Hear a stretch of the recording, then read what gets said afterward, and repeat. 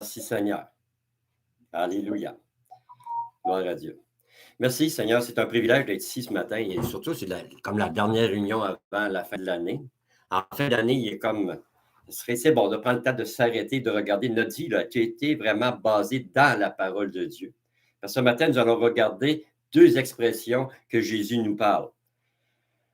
Nous allons regarder ce que Jésus nous parle à travers de la parole. Il va nous parler de la parole de Dieu, de deux expressions. L'expression que la parole demeure en vous et aussi demeurer dans ma parole.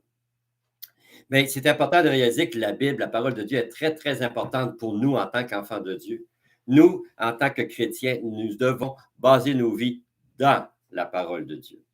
Parce que dans 2 Timothée 3, 16, 17, ça dit bien, toute écriture est inspirée de Dieu et utile pour enseigner, convaincre, corriger, pour instruire dans la justice, afin que l'homme de Dieu soit accompli et propre à toute bonne œuvre. Voyez le tout comment dans la parole de Dieu. La parole de Dieu est là pourquoi? Est utile pour enseigner, pour convaincre, pour corriger, pour instruire dans la justice, afin que l'homme de Dieu, qu'on devienne des hommes de Dieu, soit accompli et propre à toutes bonnes œuvres. Qu'on soit prêt à faire les œuvres de Dieu, pas nos œuvres, faire les œuvres de Dieu, que les œuvres. Dieu, il dit qu'il a préparé des œuvres d'avance, que nous avons juste à les pratiquer. La parole de Dieu est très importante dans la vie d'un chrétien. Et ça devrait être une priorité des priorités, la parole de Dieu. Pas juste la connaître intellectuellement, mais qu'elle devienne un mode de vie. Nous allons regarder, comme je le disais tantôt, deux expressions. L'expression que la parole demeure en vous, qui est une chose, et aussi demeurer dans ma parole, qui est une autre chose. Ça fait toute une différence dans la vie d'un enfant de Dieu, de demeurer dans la parole de Dieu. Pas se satisfaire d'une connaissance intellectuelle, mais de le mettre la parole de Dieu en pratique à tous les jours et à tout moment. Et de se référer pour n'importe quoi à la parole de Dieu. Allons voir ce que Jésus rappelle aux Juifs de l'époque. Jean 8, 31 et 32. N'oublions pas, Jésus parle à des Juifs là, ce temps-là. Il dit aux Juifs qui avaient cru en lui, « Si vous demeurez dans ma parole, vous êtes vraiment mes disciples. Vous connaîtrez la vérité et la vérité vous affranchira. » Le commentaire biblique dit bien les mots « aux Juifs qui avaient cru en lui ». Et là, la partie importante, aux Juifs qui avaient cru en lui, montre que certains prêtaient une attention aux paroles de Jésus sans nécessairement s'engager personnellement face à lui. Il est possible de croire au message de la repentance et au royaume à venir sans être né de nouveau. Ce qui représente l'expression que la parole demeure en vous. Continuez dans la vérité, dans la parole de Dieu, rien d'autre. Voilà le signe des vrais disciples.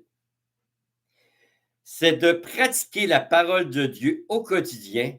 Pour ça, l'expression que Jésus a utilisée, demeurer dans ma parole.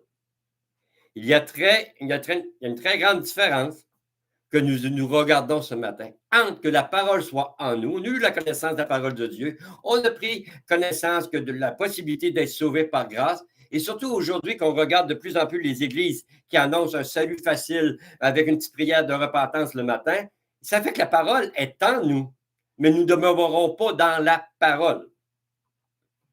La connaissance intellectuelle sauve personne. Nous allons regarder que nous devons mettre en pratique la parole de Dieu. Pas juste se contenter de connaître la parole de Dieu intellectuellement. La parole doit descendre dans notre cœur. Et elle doit devenir vivante dans nous. Fait qu'ici, le commentaire nous fait réaliser qu'ils n'étaient pas devenus des disciples du Seigneur Jésus. Nous, ce matin, nous devrions au moins désirer de devenir un disciple de Jésus. Que l'expression « demeurer dans la parole » soit vivante dans nous, afin de pouvoir résister à tout ce qui s'en vient dans le monde. Je ne vois pas à l'autruche en se cachant la tête dans le sable. La parole de Dieu nous dit dans 2 Timothée 3:1, « Sachez que dans les derniers jours, il y aura des temps difficiles. » Ce n'est pas surprenant ce qui arrive présentement, qui c'est qui va arriver, qui c'est qui va prendre place. Mais si nous ne demeurons pas dans la parole, qu'on se contente seulement d'un salut facile et que nous avons une connaissance de la parole intellectuelle, nous ne pourrons pas passer au travers. Paul, David et tout ça, toutes les personnes bibliques, on regarde, ils ont demeuré dans la parole. Le seul but de Paul était le même but que Jésus, l'avancement du royaume de Dieu, d'investir dans le royaume de Dieu. Nous pouvons faire beaucoup d'investissements dans n'importe quoi, mais pourquoi pas d'investir tout dans le royaume de Dieu qui est dans la parole de Dieu. Jésus met une condition pour être son disciple. Vous devez suivre des cours pendant 3 ans. Vous devez aller à l'université théologique. Non. Il met une condition. Si vous demeurez dans ma parole. On peut suivre n'importe quel cours, avoir tous les diplômes, les bacs qu'on a besoin, avoir toute une connaissance intellectuelle. Si nous ne demeurons pas dans la parole de Dieu, nous ne sommes pas son disciple. Si on vire la phrase debout. Parce que Jésus dit bien, demeurez dans ma parole et vous serez mes disciples. Faisons attention, ce n'est pas mon disciple, pas le disciple d'une association, d'une église. Nous devons devenir un disciple du royaume de Dieu. Et souvent, nous entendons dire, ah, c'est mon disciple. Il n'y a rien qui nous appartient. Nous avons arrivé tout nus, nous partons tout nus. Nous avons arrivé avec rien, nous en partons avec rien. Donc, nous devons réaliser que nous devons tout baser dans la parole de Dieu. Il faut réaliser qu'il y a une puissance dans la parole de Dieu. Jésus nous encourage à mettre en pratique son enseignement, pas juste à se borner à l'écouter. Il dit bien, si vous demeurez dans ma parole. C'est comme ça que nous devenons un disciple, basé où? Dans sa parole. Nous pouvons entendre parler de formation de disciples, mais en réalité, beaucoup de chrétiens ne s'engagent pas à former des disciples. Parce que, premièrement, ils ne sont pas formés dans la parole de Dieu. Leur vie n'est pas basée dans la parole de Dieu. Ils ne demeurent pas dans la parole de Dieu. Vous allez me dire ce matin, pasteur Alain, tu es étonnant avec ton dans la parole de Dieu. Je vis ma vie chrétienne, ça fait plusieurs années que je vais à l'église, ça fait plusieurs enseignements et sermons que j'entends. Pourquoi, quand il arrive des difficultés, on se plaint tout le temps, on se lamente tout le temps, on cherche des solutions dans le monde? La solution se trouve dans la parole de Dieu. Comment le ciel et la terre a été créé? Par la parole de Dieu. Et si on prend le temps de regarder, que je partageais cette semaine avec quelqu'un, si on prend le temps de regarder quand il arrivait des troubles et des problèmes dans le monde, parce que le peuple de Dieu s'avait éloigné de Dieu. On vit des troubles et des problèmes dans le monde. Peut-être que le peuple de Dieu n'est plus dans la parole de Dieu et dans les solutions que le monde veut nous offrir. Mais nous devons nous se retourner et de regarder qu'est-ce que la parole de Dieu dit. Celui qui persévérera jusqu'à la fin, celui qui loue, qui adore son Dieu à tous les jours. La parole de Dieu nous dit on va de victoire en victoire, de gloire en gloire. La parole de Dieu ne ment pas. Nous devons prendre nos vies et les mettre dans la parole de Dieu. Pas juste se contenter de la connaître. Et plusieurs personnes ont dit, ben oui, je connais la parole de Dieu. La mets-tu en pratique? J'ai déjà connu quelqu'un, mais il citait des versets comme ça. Tu parlais avec lui, tu disais le téléphone sonne, puis il pouvait te sortir un verset. OK? J'exagère, je sais, mais il sortait des versets comme ça. Tu disais, ah oui, telle affaire, oui, c'est écrit dans Galate, telle affaire, c'est écrit, À un moment donné, je l'ai regardé, j'ai dit, j'ai hâte que tu le mettes en pratique, mon ami. Depuis ce temps-là qu'il ne parle plus. Malheureusement, la formation des disciples égale trop souvent une activité de plus à l'Église ou par l'Église, qui ne fait qu'alourdir un programme d'Église.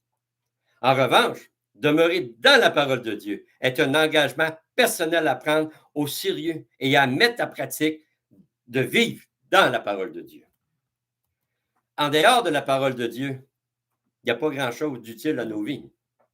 Dieu a déjà tout pourvu dans sa parole pour que nous soyons dans la paix, dans la joie. Jésus a dit, je te donne ma paix, je te donne ma joie.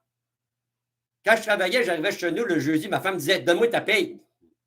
Mais la même chose, il faut le saisir et le prendre. Jésus a dit, je te donne ma paix, je te donne ma joie.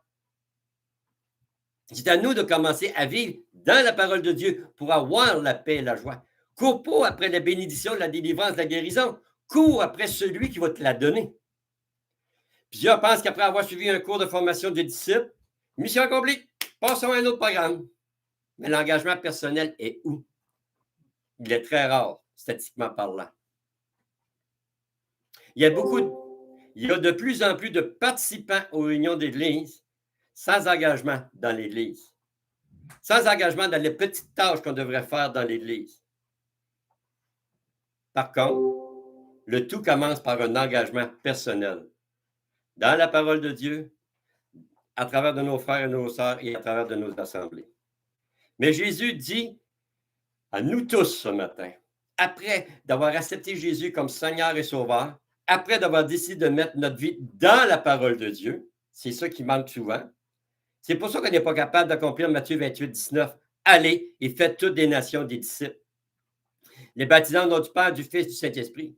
Je ne peux pas aller et former des disciples si moi-même, je ne suis pas formé, enraciné dans la parole de Dieu et que moi-même, je ne suis pas un disciple. Pour être capable de se reproduire, il faut être quelque chose. Si nous sommes des personnes qui vaillent à toutes vents, toutes sortes de doctrines et nous cherchons les bébites partout, c'est très difficile d'être capable de former un disciple. Paul, il disait, tout ce que vous m'avez vu faire, faites de même. Est-ce que nous, aujourd'hui, on pourrait le dire? Cette parole est un encouragement ce matin, non une condamnation, non quelque chose qui va mettre un lardeau ou une lourdeur sur nos épaules. Mais c'est de prendre le temps en fin d'année de se virer de bord. Est-ce que je base ma vie dans la parole de Dieu ou est-ce que je me contente seulement d'avoir des connaissances intellectuelles? Jésus a distingué de la foule par ces deux mots. Si vous demeurez dans ma parole. Jésus a pris le temps de faire une différence entre les personnes avec l'expression que la parole demeure en vous et aussi demeurer dans ma parole. Comme je disais tantôt, nous pouvons avoir beaucoup de connaissances, mais est-ce que notre vie est basée dans la parole? La parole de Dieu dit, tu imposeras les mains aux malades et les malades seront guéris. Pourquoi que dans nos cultes, quand on peut le faire en enlevant le coronavirus, on ne poserait pas les mains aux malades et voir les malades guéris? La parole de Dieu dit, vous chercherez des démons en mon nom. Vous parlerez en d'autres langues, vous prophétiserez, vous. Pourquoi que nous ne voyons pas ça aujourd'hui? Est-ce que nos vies sont vraiment dans la parole de Dieu? Demeurer dans la parole de Dieu, c'est de pratiquer dans une obéissance, une persévérance, une soumission totale à Dieu. Un mot qu'on n'aime pas entendre dire, soumission. Mais la parole de Dieu est claire. Elle nous le dit bien dans Romains 6, 22. Mais maintenant, étant affranchi du péché, est devenu esclave de Dieu. Hey, c'est un mot que je n'aime pas entendre, ça allait être un esclave. La parole de Dieu nous dit avant, j'étais esclave du péché, maintenant je dois être un esclave de Dieu. C'est-à-dire, si je suis un esclave de Dieu, je ne fais pas ce que je veux, je ne vis pas ma vie comme que je veux, je ne vis pas ma vie comme je pense, je ne vis pas ma vie comme que je ressens. La parole de Dieu nous dit de le louer, de l'adorer sans cesse, de le remercier en toutes choses. La parole de Dieu dit, aime ton prochain comme toi-même. La parole de Dieu dit, investis tout dans le royaume de Dieu. Ne cherche pas des trésors sur la terre. Là, ça va tout rouiller, ça va capote. Cherche des trésors dans le royaume de cieux. La parole de Dieu dit, mets Dieu le premier de ta vie. Tu aimeras le Seigneur ton Dieu de tout ton cœur, de toutes tes forces, de toute ton âme, de toutes tes pensées. C'est ça, vivre dans la parole de Dieu.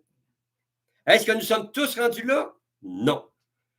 Mais c'est à nous de prier, de demander. On peut facilement demander des choses terrestres. Mais pourquoi qu'on demandera, Seigneur, à partir de maintenant, du 26 décembre 2021, je veux vivre dans la parole de Dieu.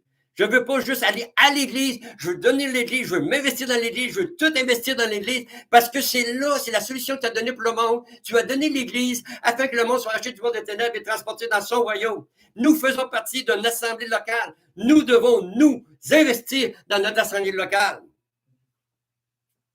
Nous cherchons trop souvent des solutions pour nous, une petite vie épanouie, une petite vie bien-être. Jésus n'est pas venu pour nous rendre confortables. Il est venu pour nous donner la vie éternelle, qu'on soit des ambassadeurs, des représentants du royaume de Dieu. Mais pour cela, nous devons décider de mettre notre vie dans sa parole.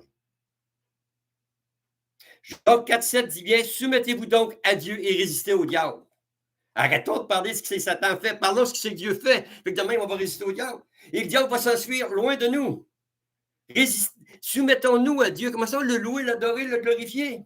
On se lève ce matin, on est tout croche. Merci Seigneur, tu m'as encore prêté la vie. T'es grand, t'es merveilleux. Pas pourquoi, mais la douleur s'en va. Nous ne devons pas se contenter de vivre la parole de Dieu dans notre intellect seulement.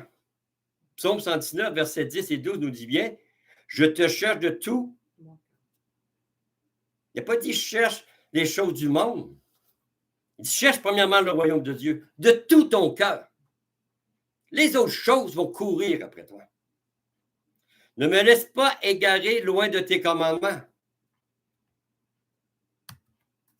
Je serre ta parole dans mon cœur afin de ne pas pécher contre toi. Béni sois-tu, ô Éternel, enseigne-moi tes statuts. Je veux être enseigné par toi, Seigneur. Je veux que tu m'instruises, Seigneur. Je veux que notre vie, chacune de nos vies, soit enracinée, soit basée dans la parole de Dieu. Quand les gens de l'extérieur, il y a un voisin qui est venu nous jaser cette semaine et j'ai juste dit, la parole de Dieu dit. Nous ne devons pas embarquer dans les argumentations. Est-ce que c'est M. Trudeau qui a raison? Est-ce que c'est M. L'autre, comment il s'appelle? François Legault qui a raison? Est-ce que c'est... Le problème de la société, c'est facile. Ça a commencé à la désobéissance d'Adam. Quand le péché est rentré dans le monde, le trouble est rentré avec.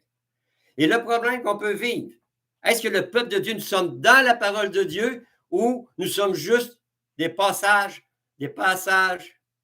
à l'Église? Comment nous sommes concernés pour l'avancement du royaume de Dieu va déterminer le temps que nous devons prendre dans la parole de Dieu et se laisser former, transformer par le Saint-Esprit.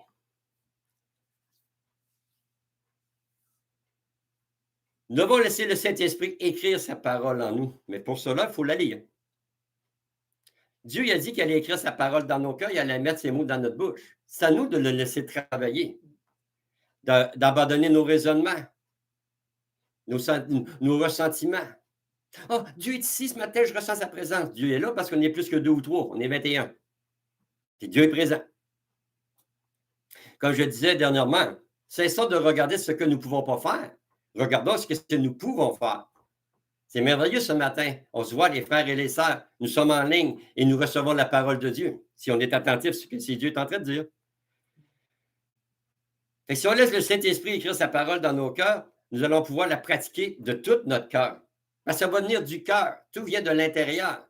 Il faut nourrir notre intérieur, il faut nourrir notre âme. Sois en bonne santé et prospère comme prospère l'état de ton âme. Comment nous nourrissons notre âme? Si nous nourrissons notre âme en écoutant n'importe quoi, notre âme va être influencée par le n'importe quoi. Mais si, par contre, nous nourrissons notre âme par la parole de Dieu, notre âme va être influencée par la parole de Dieu. Ça ne sera pas difficile de commencer à louer et à adorer Dieu, parce que ça va être un mode de vie. Notre âme va être rassasiée. On peut écouter beaucoup de musique chrétienne, mais faisons attention, aujourd'hui, il y a beaucoup de musique chrétienne, ça satisfait notre chair, mais ça ne satisfait pas notre âme, parce qu'il n'y a aucune onction. Il y a des chanteurs chrétiens, ils chantent pour chanter. Nous devons discerner ces choses-là. Quand nous lisons la parole de Dieu, ça va nous donner le bon. Il faut regarder par quel motif nous étudions la parole de Dieu. Par quel motif nous lisons la Bible. Est-ce qu'on lit la Bible par habitude ou parce qu'un pasteur m'a dit qu'il fallait que je lise ma Bible à tous les jours? Est-ce que je lis ma Bible parce qu'ils m'ont dit qu'il fallait que je lise 4 chapitres par jour? Ou est-ce qu'on lit la Bible afin de découvrir qui est Dieu, qui est Jésus-Christ, qui est le Saint-Esprit? Suite à ça, Dieu va pouvoir travailler en nous et notre vie va être dans la parole de Dieu parce qu'on va connaître notre maître. Pourquoi on panique si souvent que je lisais dans un commentaire? Parce qu'on ne connaît pas notre maître. On peut connaître la parole, mais on ne connaît pas notre maître. On ne connaît pas, peut-être pas vraiment que Dieu a la capacité de changer les circonstances de notre vie pour sa gloire à lui. Il n'y a aucun problème trop gros pour Dieu. Il n'y a aucun problème trop petit pour Dieu. Claude Favreau avait amené un moment donné d'un enseignement et que j'avais bien aimé. Quand tu vas dans les pays sous-développés, les pays plus pauvres, ils tombent malades, ils prient Dieu. Nous, on tombe malade, on prie Jean Coutu. Mais non, hein, oui, on part tout de suite. Ah, allez à la pharmacie, m'a chercher ici, m'a faire ça, m'a faire ça, m'a faire ça. Je ne suis pas contre les pharmacies. J'ai juste réalisé quel est notre premier réflexe. Est-ce qu'on va demander à Dieu la guérison, la délivrance, la liberté? Puis on va lui laisser le faire de la manière que lui veut le faire, comme qu'il veut le faire. On peut avoir une guérison instantanée, puis on peut avoir une guérison qui prend plus de temps. Mais la guérison de ton âme, c'est elle la plus importante. Pourquoi t'as battu mon âme? Et souvent, on pourrait se le dire. Pourquoi t'as battu mon âme? Parce qu'on regarde trop aux circonstances de la vie. On regarde plus que notre vie n'est plus dans la parole de Dieu. Pourquoi qu'on a de la misère, de la difficulté à louer Dieu? Parce qu'on ne regarde pas à Dieu, on regarde ce qui se passe autour de nous. Hey, c'est pas drôle présentement, on ne peut plus recevoir plus que 6 personnes à la maison, patati patata.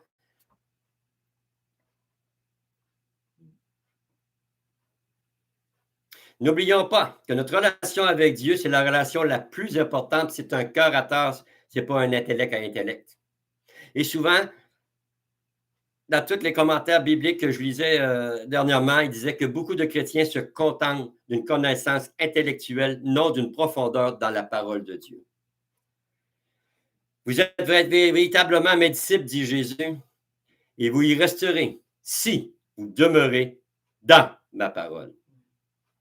Cela ne produirait pas seulement une impression passagère, une pulsion émotive pour un moment, pour seulement une petite période de notre vie. La parole va rester en nous si nous demeurons dans la parole de Dieu. Ainsi équipés pour faire face à tout ce qui va se trouver sur notre route. C'est dans la parole de Dieu. Ce n'est pas en regardant ce qui se passe autour de nous, ce n'est pas en ayant les deux yeux fixés sur la terre que nous allons sortir plus que vainqueurs. C'est en regardant et demeurant dans la parole de Dieu que nous allons être plus que vainqueurs au nom de Jésus. Il est important que celui et celle qui demeurent dans la parole de Dieu deviennent automatiquement des disciples de Dieu. C'est là qu'on doit réaliser que si on veut devenir un disciple de Dieu, nous allons baser notre vie dans la parole de Dieu. Par ces morsures, nous avons été guéris. Nous allons de victoire en victoire. Nous sommes plus que vainqueurs. Il semble d'avoir un échec. Il n'y a pas de place à l'échec dans nos vies. Dieu nous permet de traverser des choses afin de grandir, afin de placer en nous quoi? De la joie, de la paix, de la persévérance, afin que nous sommes des hommes et des femmes devenus patients. Dieu permet qu'il arrive des épreuves dans nos vies afin qu'on puisse encore se coller plus sur lui, pas s'éloigner de lui. Mais si nos vies n'est pas basée dans la parole de Dieu, nous allons s'éloigner parce qu'il y a tellement de choses qui nous séduisent autour de nous. Nous sommes, en tant que chrétiens, une minorité sur terre. C'est le temps que la minorité se lève debout et commence à mettre leur vie dans la parole de Dieu afin de voir le royaume de Dieu grandir sur cette terre. Demandons à Dieu de nous enseigner ce que nous avons besoin d'entendre. Nous avons besoin de guérison. Nous avons besoin de délivrance. Apprends-nous à chercher le royaume de Dieu et ta justice à battre toutes choses. Apprends-nous à chercher ta présence. Apprends-nous à prendre du temps à part. Apprends-nous à être à l'heure à nos rendez-vous. Apprends-nous à prendre une discipline en tant qu'enfant de Dieu.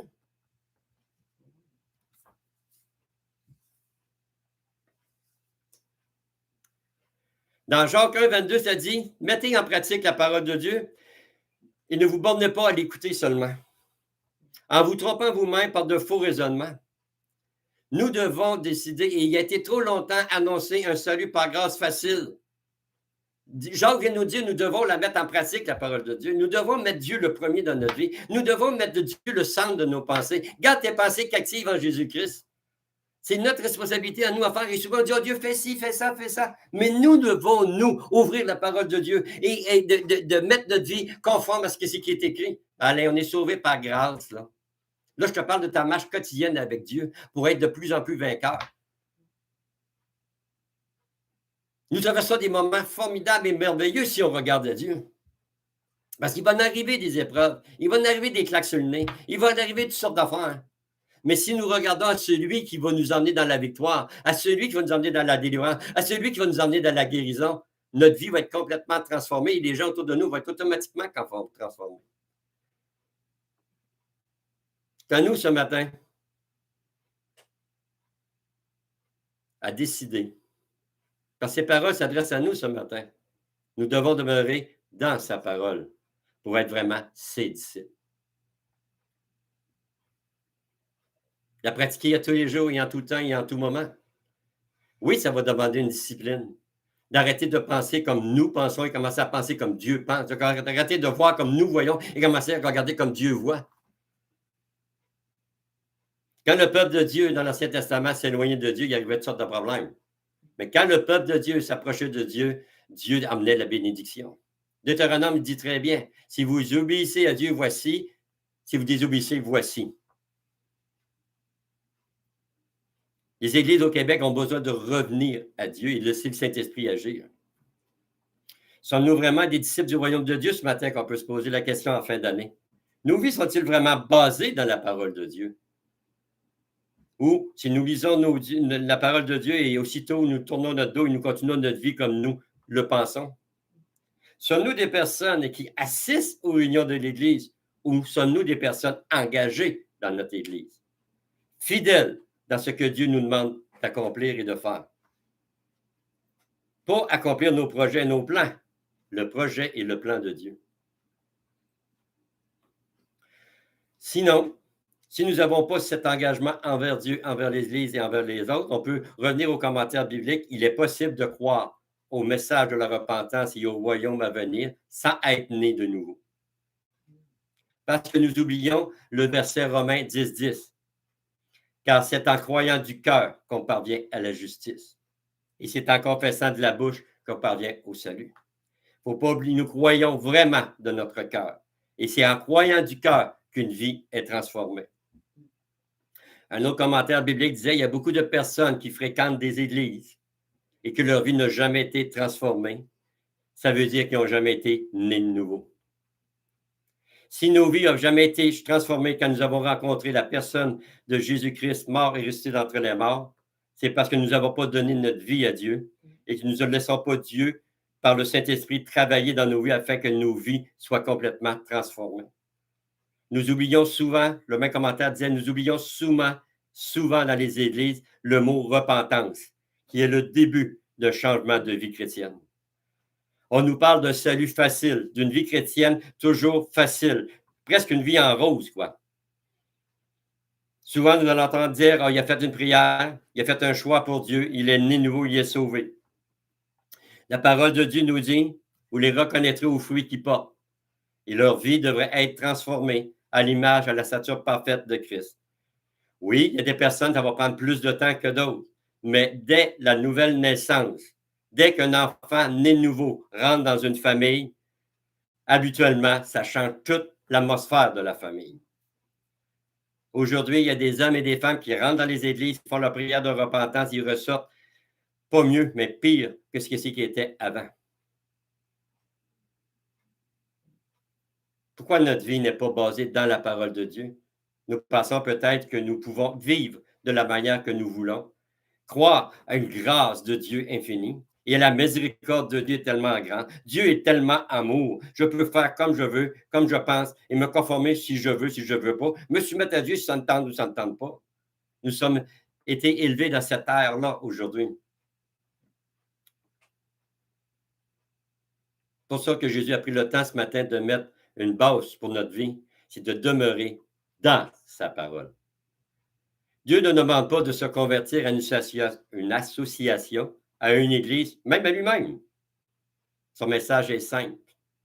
Dans Actes 3:19, il dit « Repentez-vous. Donc, et convertissez-vous pour que vos péchés soient effacés, afin que des temps de rafraîchissement viennent de la part du Seigneur. » Si nous voulons avoir des temps de rafraîchissement dans notre vie, nous devons avoir une vie de repentance. Et nous devons accepter le sacrifice de la croix comme le seul et unique moyen de nous donner la vie éternelle.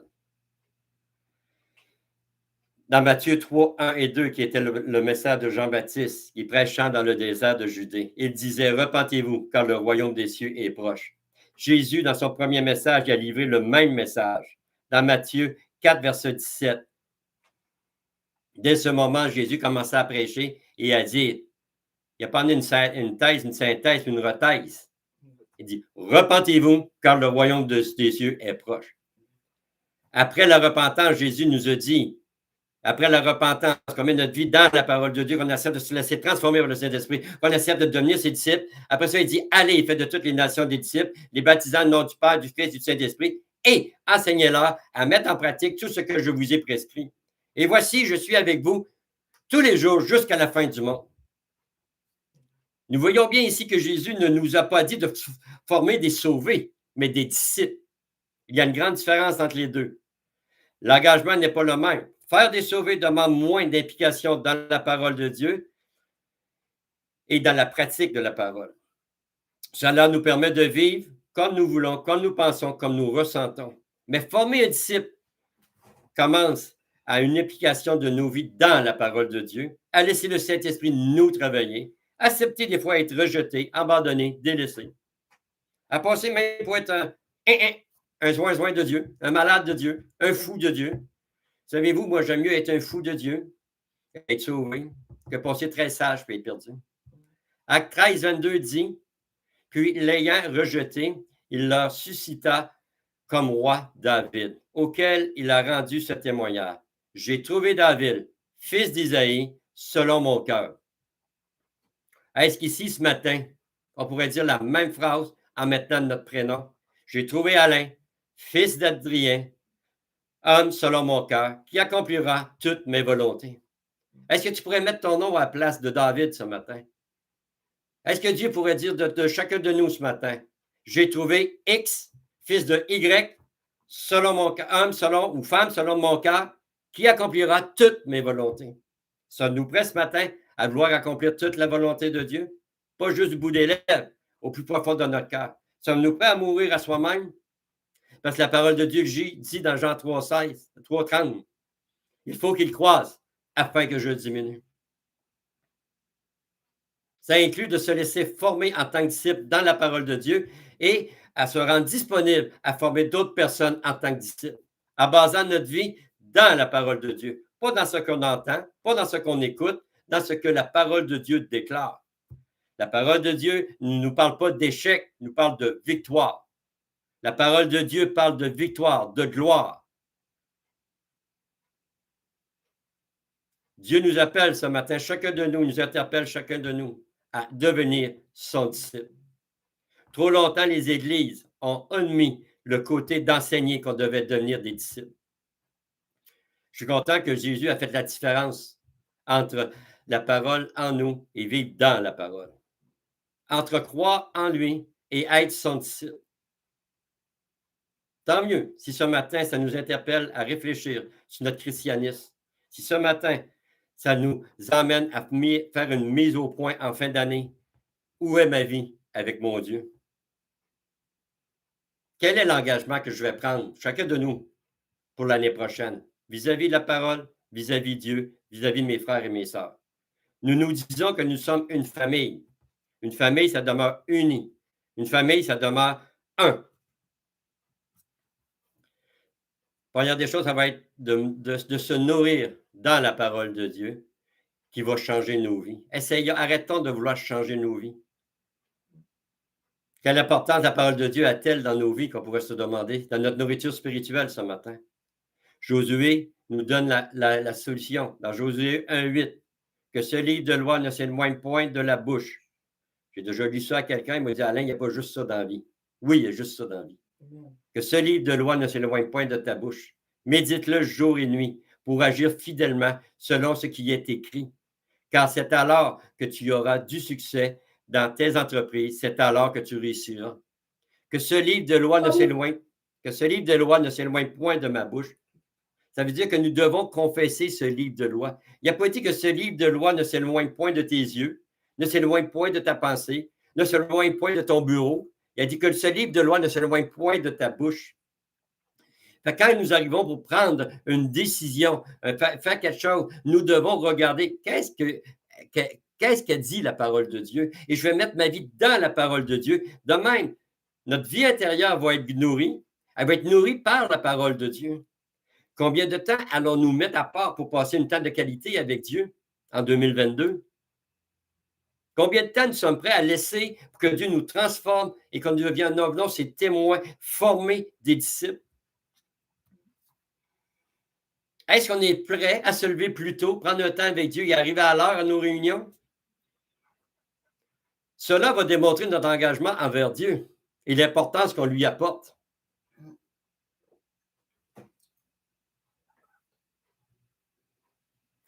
J'ai lu une histoire dernièrement ça fait plusieurs années. C'était un homme d'affaires. Il avait donné un rendez-vous à un autre homme d'affaires. Ils voulaient faire des affaires ensemble.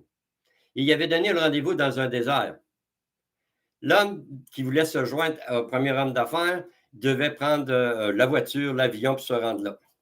Il donne le rendez-vous à 10 heures. Et le deuxième homme d'affaires qui devait faire affaire avec le premier arrive à 10h10.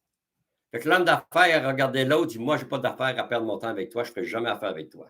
Il dit, avait tous les critères, toutes les caractéristiques, tout. Tu étais parfait, on a pu faire ensemble, affaire ensemble. Mais dis, t'es pas quelqu'un de fidèle, tu n'es jamais à l'heure, je ne peux pas faire affaire avec toi.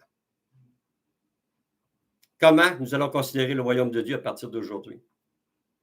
Nous ne pouvons pas être tellement éparpillés à gauche et à droite que nous ne prenons plus le temps nécessaire pour notre vie spirituelle. Nous voulons courir après les bénédictions, les délivrances, les guérisons, mais nous ne prenons plus le temps d'avoir une relation personnelle avec notre Dieu. Nous pouvons facilement négliger nos rendez-vous avec notre Dieu. Ben non, je ne néglige pas mes rendez-vous avec notre Dieu. Je vais dire comme Mickey Hardy a dit dernièrement, si tu es toujours en retard, ça veut dire que tu n'as pas une priorité pour le royaume de Dieu. Nous devrions décider comme mode de vie de prendre du temps de qualité avec Dieu dans sa parole régulièrement, de demander à Dieu de nous rendre capables de faire ce que le Saint-Esprit nous demande de faire. N'oubliez pas que sans le Saint-Esprit, c'est impossible. Mais nous devons décider de se discipliner et de mettre Dieu en premier dans nos vies. Jésus souligne ici l'importance de méditer et de mettre en pratique la parole de Dieu, de vivre dans la parole de Dieu.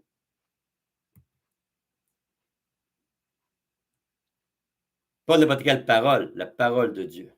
La parole de Dieu. Nous pouvons lire bien des choses durant la journée, mais pourquoi on ne prendrait pas le temps de lire la parole de Dieu et de laisser le Saint-Esprit nous imprégner par la parole de Dieu? Pour appliquer ce que nous venons de lire, plongeons toutes nos vies, pensées, sentiments, émotions dans la parole de Dieu. 2 Corinthiens 10:5 nous dit ce que c'est que nous devons faire. C'est bon de s'attendre, Seigneur, fais ci, fais ça. Mais Dieu nous dit dans 2 Corinthiens 10:5, nous renversons les raisonnements et toute hauteur qui s'élève contre la connaissance de Dieu et nous emmenons toute pensée captive à l'obéissance de Christ. C'est notre responsabilité. Dieu va nous aider, mais c'est notre responsabilité de décider. Moi, je renverse tous les raisonnements, toutes les hauteurs, tous les murs, toutes les forteresses qui m'empêcheraient de connaître mon Dieu. Et j'emmène mes pensées captives à l'obéissance de Christ. Ça ne fait pas mon affaire, faites de l'affaire, mais Dieu me le demande, je vais le faire. Demeurer impliqué. Demeurer implique une idée de persévérance. Demeurer dans sa parole, ça va demander de la persévérance dans notre vie intime avec Dieu. Nous devons baser nos vies dans la parole de Dieu. Pas écouter tout ce qui s'est dit autour de nous. Aujourd'hui, Dieu a une parole qui vient de nous dire que nous devons prendre nos vies et les mettre dans la parole de Dieu. De ne plus se satisfaire de faire des sauvés, mais de commencer à vouloir être un disciple et former des disciples. De devenir des hommes et des femmes matures en Jésus-Christ. Oui, il va toujours rester des enfants spirituels, des nouveaux-nés, qu'on va vouloir nourrir avec du lait. Mais nous, en général, dans les églises présentement, il y a beaucoup de personnes qui devraient être des matures en Jésus-Christ, mais qui acceptent encore juste le lait. Ça fait des églises qui boitent, des églises qui ne fonctionnent pas correct. Nous recherchons trop souvent des expériences émotionnelles, des révélations, des résultats immédiats, quelque chose de facile. La marche avec Jésus, la marche dans le royaume de Dieu n'est pas une marche facile. Mais Jésus nous a promis qu'il allait toujours nous garder et qu'il allait prendre soin de nous. Dans Jérémie 17:5, ça dit bien, maudit soit l'homme qui se confie dans l'homme, qui prend la chair pour son appui et qui détourne son cœur de l'Éternel. Aujourd'hui, si on a détourné notre cœur de l'Éternel, qu'on a mis notre confiance plus en nous-mêmes, en nos capacités, en nos forces, en nos enseignements, en nos études, on a détourné notre cœur de l'Éternel, nous pouvons revenir, lui demander pardon et aller voir au verset 7 de Jérémie 17 qui dit « Béni soit l'homme qui se confie dans l'Éternel et dont l'Éternel est l'espérance. » Nous voulons être des hommes et des femmes qui soient bénis. La parole de Dieu doit reprendre sa place dans nos vies. La parole de Dieu doit devenir une priorité.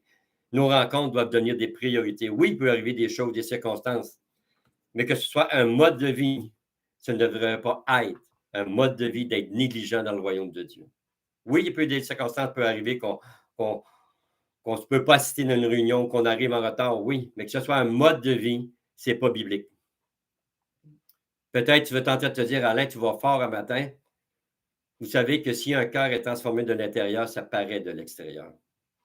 Si on dit que Dieu est notre premier, c'est comme si mon épouse m'aurait dit, avant que je la marie, dit, ah, Alain, t'es mon seul et unique, t'es mon seul amour. À chaque fois que je veux la rencontrer, je suis obligé d'attendre après elle. Je ne suis pas son seul unique. Je ne suis pas son seul amour. Il y a beaucoup d'autres amours qui ont pris place entre nous deux.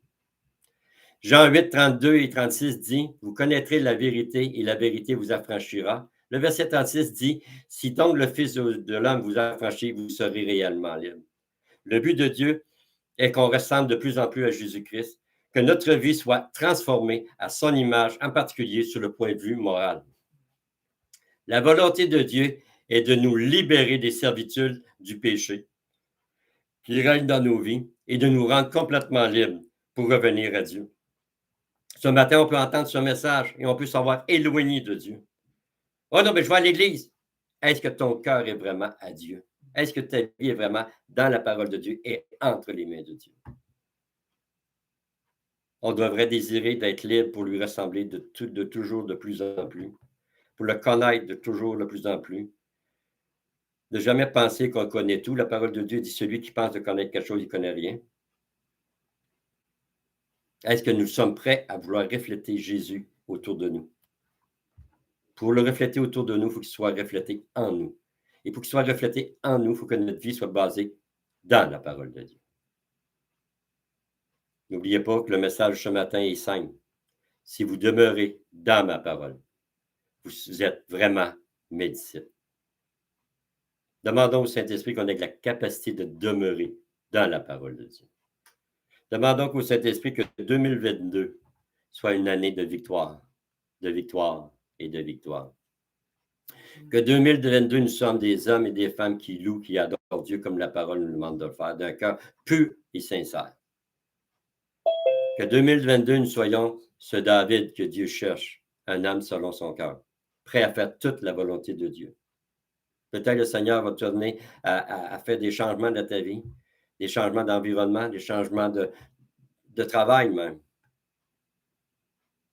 Est-ce que tu vas regarder ce que tu perds ou tu vas regarder ce que tu gagnes? Parce qu'avec Dieu, on n'est jamais perdant. On est toujours gagnant. Ne cherchons pas la méthode dans le monde. Cherchons à vivre dans la parole de Dieu. Merci Seigneur du temps que tu nous as donné et qu'on puisse accepter cette parole. Que cette parole peut accomplir le miracle qu'elle doit accomplir dans sa vie. Tu m'avais donné ce message, Seigneur Dieu, et tu nous as permis de le livrer ce matin. Il n'y a pas de hasard avec toi, Père. Et ce matin, ce message a été donné. Et maintenant, je compte sur le Saint-Esprit afin que ce message devienne vivant dans chacun de nous. Dans le nom de Jésus. Amen. Amen. Pasteur? Amen. Nous remercions